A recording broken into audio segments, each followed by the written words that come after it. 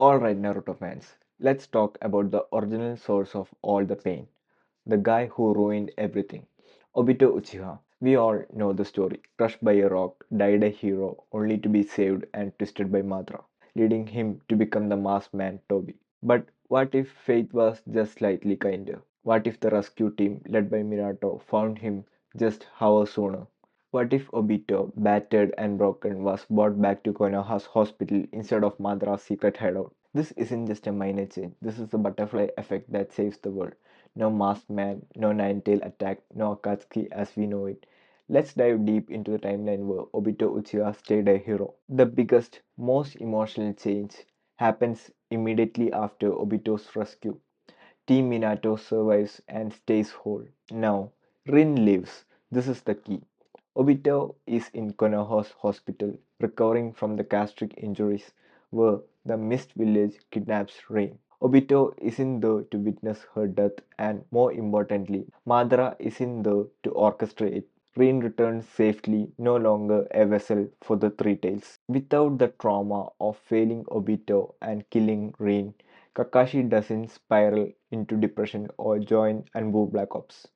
He stays focused on becoming a Jonin and guiding the next generation. He keeps his gentle nature and his reputation as copy ninja remains purely heroic. Minato and Kushina survives.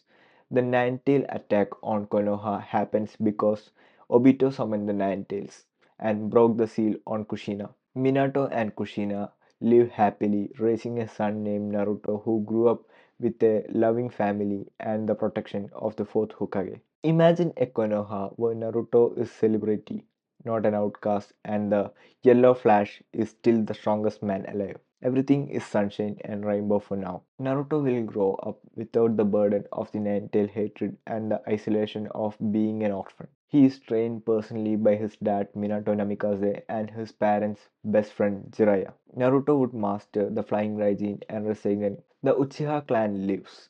This is massive since there is no Nine-Tail attack. The Uchihas are not blamed, marginalized, or forced into the corner of the village. The tensions that led to the coup and the massacre never reaches the breaking point. Itachi never has to make that horrific choice, and Sasuke grew up with a happy family, completely changing his career's path. Though physically disabled, Obito is now a highly respected Konoha hero.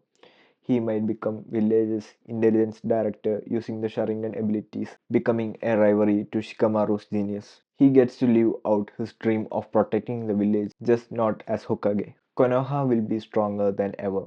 A living Minato, a living Kushina, a full Uchiha clan, and a heroic Obito. With Obito not acting as the masked man, the entire global threat of the Akatsuki collapses. There won't be a Toby or Madara mastermind. Obito was the man behind the curtain, manipulating Nagato and turning the Akatsuki into a tail-beast hunting machine. Without him, the Akatsuki remained an original organization, a collective of powerful S-rank criminals united under Nagato to pursue peace through destruction and fear, not the infinite Tsukuyomi. The Akatsuki would still be a global threat, but they would be easier to manage. Konoha, led by Minato and backed by Uchiha and Sanin Jiraiya, would be an absolute powerhouse capable of crushing them quickly. The focus would be on capturing Nagato, not collecting all nine-tailed beasts. Black Zetsu, the actual creator of the entire scheme, is isolated. Zetsu's plan relies on secrecy and manipulating the key Uchiha. With Minato's brilliance, Itachi's skill, and Obito's knowledge, Zetsu's true purpose might be discovered much easier, cutting off the Kaguya threat before it even begins. The world of Naruto would be dominated by political conflicts, not apocalyptic threats. Even in the peaceful world, there would be still be conflict. The fourth great ninja war is replaced by a massive, concentrated battle against the original Akatsuki. Now let's talk about the teams and rivalry. This is the fun part. The new Team 7 would feature Naruto Namikaze, confident, talented, loud, and Sasuke Uchiha, who's happy, popular, and a true rival. And Sakura Haruno, still smart but maybe more motivated by the powerful rivalry around her. They grow up as equals. Now let's look at the Hokage lineage. Minato remains the fourth Hokage. Jiraiya is his trusted advisor. Naruto would become a Jonin and potentially the next Hokage without needing a global war to prove himself. And in the final conflict, the climax of this timeline is the Great Konoha Alliance versus Nagato's Akatsuki. This fight is still devastating, but it's a battle of strategy and skill, not cosmic power. Naruto, the son of the Hokage, fights Nagato and finally gets a chance to use the Talk no Jutsu with his father and master standing proudly behind him. The entire storyline is condensed into a high strategic S-class criminal hunt, avoiding the Otsutsuki space aliens. Ultimately, if Obito had come home, the world would have been saved from itself. No Madara, no Infinite Tsukuyomi, no Kaguya.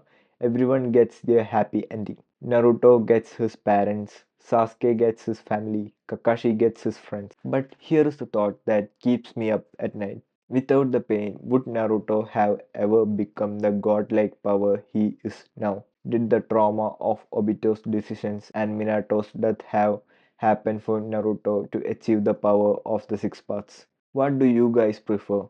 This peaceful timeline or the gritty, painful one we got? Let me know in the comments. And don't forget to subscribe for more deep dive Naruto what ifs. See you in the next one.